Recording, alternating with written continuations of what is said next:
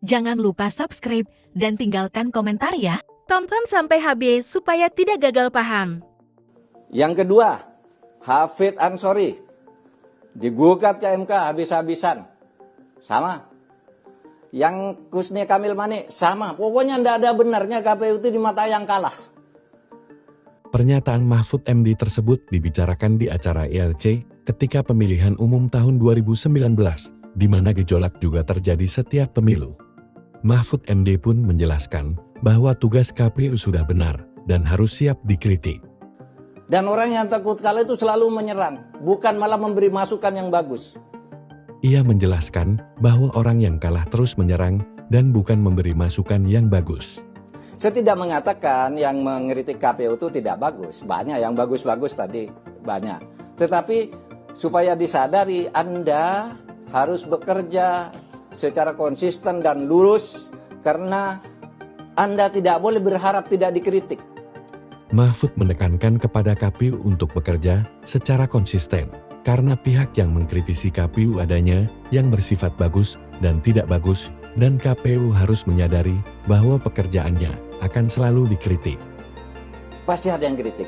Coba ini, nanti yang akan Anda hadapi sesudah pemilu, sesudah pemungutan suara itu, tidak akan sampai 2 hari, besoknya sudah akan muncul isu curang. Ia memprediksi bahwa setelah pemilihan umum keesokan harinya akan langsung muncul isu kecurangan. Semua pemilu itu dituduh curang oleh yang kalah. Saya menjadi hakim ketika menghadapi kasus-kasus seperti itu. Pokoknya yang kalah langsung bilang curang, kita ke pengadilan. Menurutnya semua pemilu akan dituduh curang oleh kontestan yang kalah. Mahfud juga menjelaskan pengalamannya sebagai hakim MK. Ketika menghadapi kasus sengketa suara, pihak kontestan yang kalah akan langsung bilang curang. Sudah diperiksa oleh pengadilan, kontestannya itu tidak curang. Yang curang itu di bawah. Dan curang di bawah itu adalah silang, sama-sama curang. Setelah laporan masuk dan pemeriksaan dilakukan oleh pengadilan bahwa kontestan pemilu tidak melakukan kecurangan, namun yang curang itu adalah para pendukung kontestan tersebut. Ia juga menjelaskan kalau kecurangan pemilu itu bentuknya silang atau sama-sama curang. Yang satu curang di Kudus, yang satu curang di Papua. Sama aja, yang satu sudah dihukum, yang satu masih diproses polisi. Semuanya curang.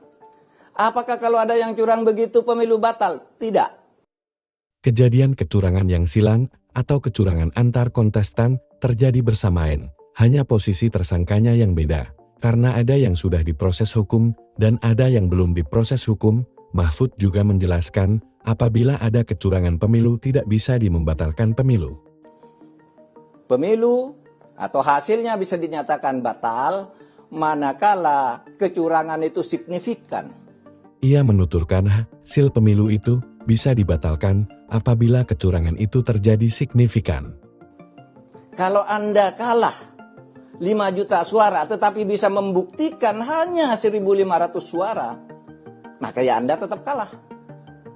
Jika kalah 5 juta suara namun yang bisa dibuktikan hanya 1.500 suara maka tetap saja kalah.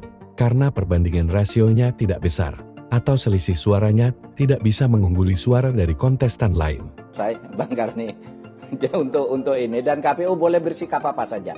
Tapi begini yang ingin saya katakan dari ini, ialah bahwa KPU itu akan selalu menghadapi kritik apapun yang dilakukan. Dalam hal tersebut KPU boleh melakukan apa saja sesuai peraturan perundangan yang berlaku. Mahfud MD menyampaikan pesan kepada KPU bahwa KPU akan selalu menerima badai kritik. Karena mengkritik itu bagian dari kampanye, dari orang yang mengkritik. Penjelasan Mahfud MD sudah sangat jelas untuk kita yang sebagai warga negara yang mempunyai hak pilih. Pengkritikan terhadap hasil pemilu adalah bagian dari kampanye. Dan pihak kontestan yang kalah dalam pemilu pasti akan berteriak curang.